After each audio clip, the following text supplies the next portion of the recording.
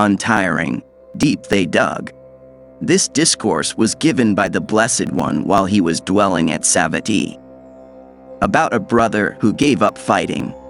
Tradition says that, whilst the Buddha was dwelling at Savatthi, there came to Jetavana a scion of a Savatthi family who, on hearing a discourse by the master, understood that lusts breed suffering and was admitted to the first stage of the brotherhood.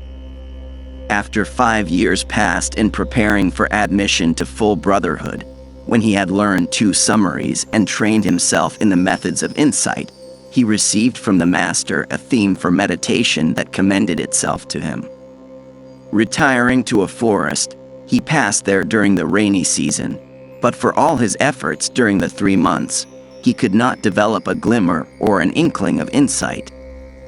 So the thought came to him, the master said there were 4 types of men, and I must belong to the lowest of all. In this birth, methinks, there is neither path nor fruit for me. What good will I do by living in the forest? Back to the master I will go, and I will live my life beholding the glories of the Buddha's presence and listening to his sweet lessons. And back again to Jetavana he came. Now his friends and intimates said, "Sir, it was you who obtained from the master a theme for meditation and left to live the solitary life of a sage. Yet here you are again, going about having fellowship. Can it be that you have won the crown of the brother's calling and that you will never know rebirth?" Sirs, as I won neither path nor fruit, I felt myself doomed to futility, and so I gave up persevering and came back. You have done wrong, sir, in showing a faint heart when you had devoted yourself to the teaching of the dauntless master. Come, let us bring you to the Buddha's notice. And they took him with them to the master. When the master became aware of their coming, he said, "Brethren, you bring with you this brother against his will. What has he done?" "Sir, after devoting himself to such an absolutely true doctrine, this brother has given up persevering in the solitary life of a sage and has come back." Then said the master to him, "Is it true, as they say, that you, brother, have given up persevering?" "It is true, blessed one. But how comes it that, after devoting yourself to such a doctrine, you, brother, should be the one to show yourself not as a man wanting little, contented, solitary, and determined, but as a man lacking perseverance? Was it not you who were so stout-hearted in bygone days? Was it not by you alone, thanks to your determination, that in a sandy desert the men and the oxen belonging to a caravan of 500 carts got water and were cheered? And how is it that, now, you are giving in?" These words sufficed to give heart to that brother. Hearing this talk, the brethren asked the Blessed One, saying, "Sir, the current faint-heartedness of this brother is clear to us, but hidden from us is the knowledge of how, by the perseverance of this single man, the men and oxen got water in a sandy desert and were cheered. This is known only to you who are infinite. Pray tell us about it." "Hearken, then, brethren," said the Blessed One, and, having excited their attention, he made clear the thing that rebirth had hidden from them. Upon a time, when Brahmadatta was king in Benares in Kasi, the Bodhisattva was born into a trader's family. When he was grown up, he used to move about trading with 500 carts. On one occasion, he came to a sandy wilderness 60 leagues across, the sand of which was so fine that, when grasped, it slipped through the fingers of the closed hand. As soon as the sun got up, it grew as hot as a bed of charcoal embers, and nobody could walk upon it. Accordingly, those traversing it used to take firewood, water, oil, rice, and so forth on their carts and only go by night. At dawn, they used to run their carts in a circle to form a laager with an awning spread overhead, and after an early meal, they used to sit in the shade all day long.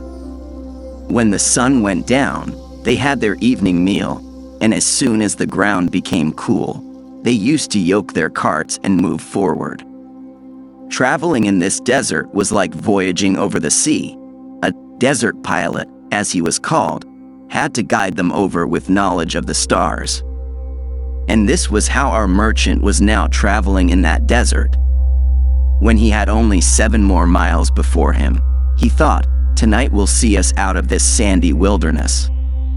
So, after they had had their dinner, he ordered the wood and water to be thrown away and, yoking his carts, set out on the road. In the front cart sat the pilot on a couch, looking up to the stars in the sky and directing the course accordingly. But so long had he been without sleep that he was tired out and fell asleep, with the result that he did not mark that the oxen had turned around and were retracing their steps. All night the oxen kept on their way, but at dawn the pilot woke up and, watching the disposition of the stars overhead, shouted out, "Turn the carts around. Turn the carts around." And as they turned the carts around and were making them into lines, the day broke.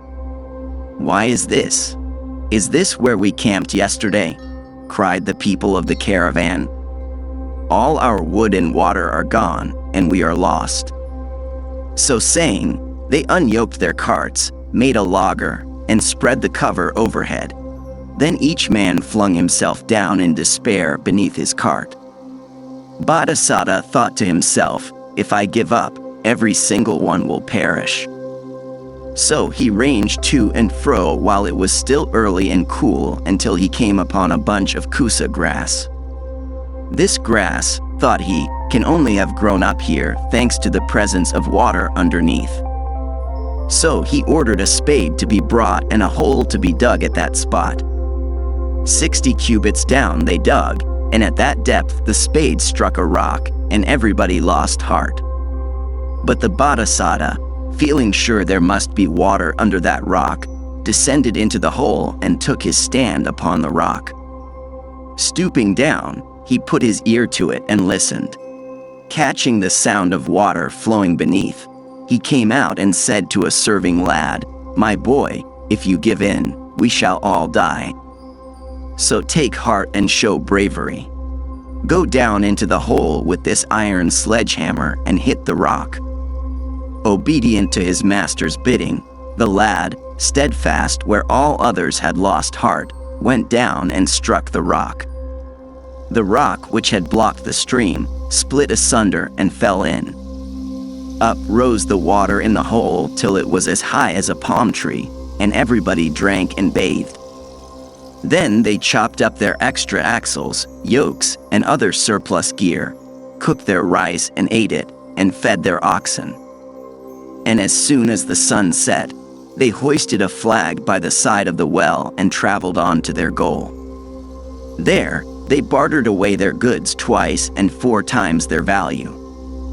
With the earnings, they returned to their own home, where they lived out their term of life and, in the end, passed away to fare thereafter according to their deserts. The Bodhisattva, after a life spent in charity and other good works, passed away likewise to fare according to his wages.